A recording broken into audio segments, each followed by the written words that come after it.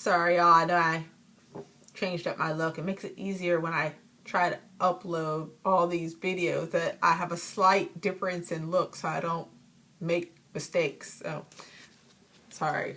Um, anyway, as I was telling you all about my daughter, I saw her, when I saw the car, I also noticed that someone was pacing the bridge. Someone was walking over the bridge. Because at first I didn't know that that was my daughter because she had a hoodie on. And so I do believe that, I believe that the Lord or his angels interceded on that and worked through those girls to get me to get up and to find her quickly. And so that's what I believe that the Lord was doing. And so I know there was a lot of spiritual warfare going on in my house. And so, of course I saw her and she was upset and she was thinking I didn't love her because I never came after her because, like I said, keep in mind, I was fed up and I was just letting her do her own thing. But because I wasn't chasing after her every time, she took that as I didn't care. But really, I did care. And but those entities were working on her, telling her that how much I didn't care and trying to get her into that frame of mind. So, and then it got worse. Our situation got worse. And like I was telling you all, I was really scared of my own child. And I couldn't lock the door anymore to my room because she had busted it. She had broke the door lock. So I could no longer lock my door at night because she broke it. And because that's how much I feared her, like, coming in the middle of the night and doing something to me. Because that's how much hate she had gave off for me. But again, I know that wasn't her. I know that was the entities that were around us. And so then one time we got into a argument and I took her phone away, and that really set her off. And every time she would get into this mindset, it just looked like she was not there. And I believe that she was taken over. And so I took her phone away, and again, that set her off. So much so that she had taken a knife, and from the kitchen, we were in the kitchen, she took a knife and she was chasing me with it, trying to stab me. And I'm trying to push her off of me while she's trying to stab me. And she realized that the knife that she had was a bread knife and that it kind of curved, and so it wasn't pointed. And so she went back to the rack to get a sharp one. But by this time I ran downstairs and ran out the house. And I'm telling you, these demons, they were on high mode trying to take us out. And because I do believe they saw that the Lord was wanting us to wake up and get saved. Like he wants all of us to wake up and get saved. So towards the end of this time, as most of you know, I'm a massage therapist. And this is the pivotal point where finally I was on the very edge of getting saved. And I was getting ready to go down the rabbit hole much deeper with a client that I had on the table. And I believe God was like, okay, well, I can't have her go further down this rabbit hole. So I believe that that's when I finally had awoken and finally got saved. But this client that I had, she came to me, and I actually work on her husband too. She came to me, and as we were as she was on my table and I was working on her, she was telling me that she was a spiritual therapist. So she wasn't like a normal typical therapist. She when you come in, she kind of reads your aura and she kind of tells you about yourself. Kind of like a psychic, but it's more in a professional setting, and it's kind of like a therapy. And so she was telling me about myself, and she was pretty much giving me a free reading as I was massaging her.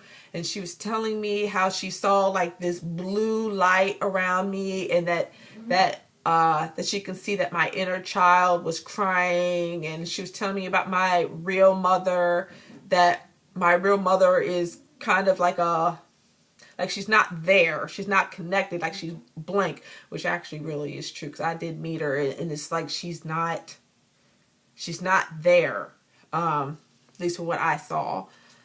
And she was just really going on about that, and she was giving me her card and telling me, set up future appointments. And because I was really into that spiritual stuff, and I was very tempted, because she gave me the card and like, wow, maybe this could be my answer.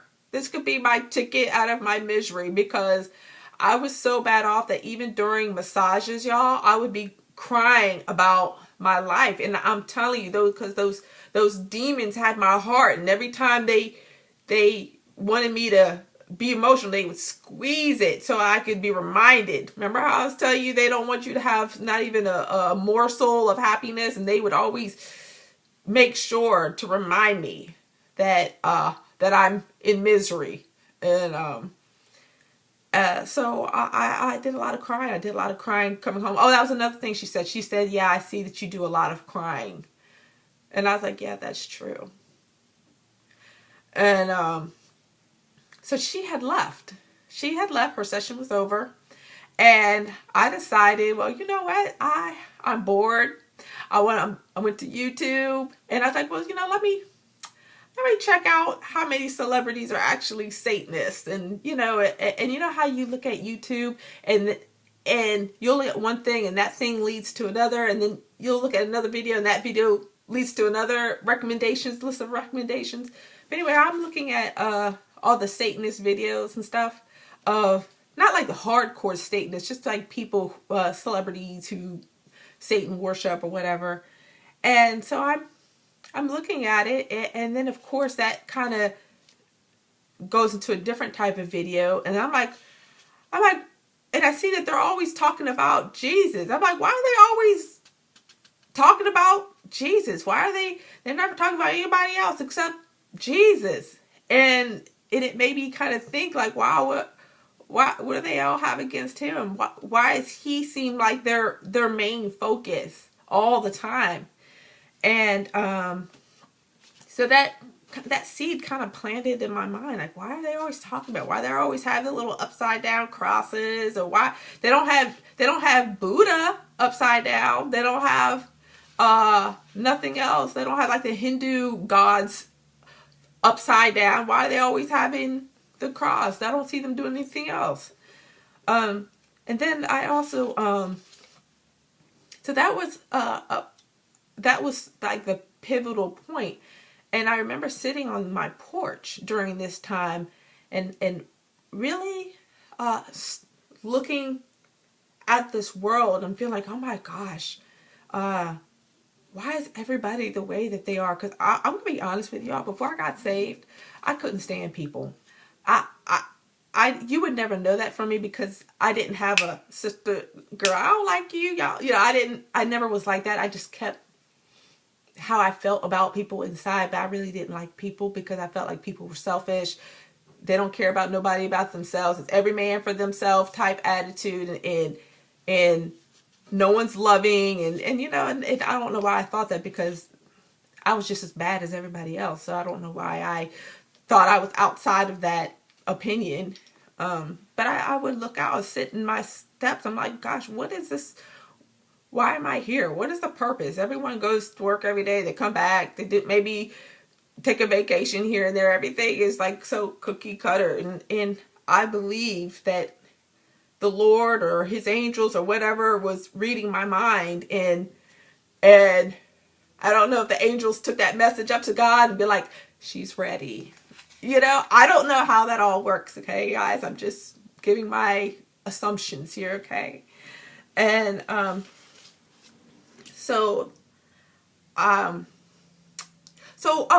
back to when I was looking at the Satanists. Remember how I was telling you, like, when you watch a video and then it takes you to something else, and depending on how you title your video is how it's going to show up in the feed.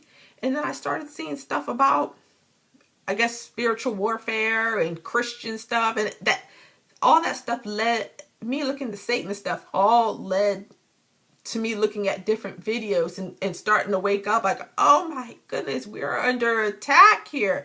And I feel like the Lord was opening up my eyes and seeing all the FEMA camps and, people making videos about getting saved and about Satan and all this stuff. Like, oh my goodness. And I want to give a little shout out to people who make videos about God, who's trying to get people saved. And even if you don't have a lot of subs, I don't have a lot of subs, but I want to tell you something, that I got saved watching one of your videos, and I want to give you that encouragement, speaking the truth about God and focusing on getting people saved. And even if you have 8 people watching your video, that one of the 8 you could be saving. So, and like I said, I'm by no means a big channel either. And, but I just want to tell you that, don't lose heart, because your effort makes a difference.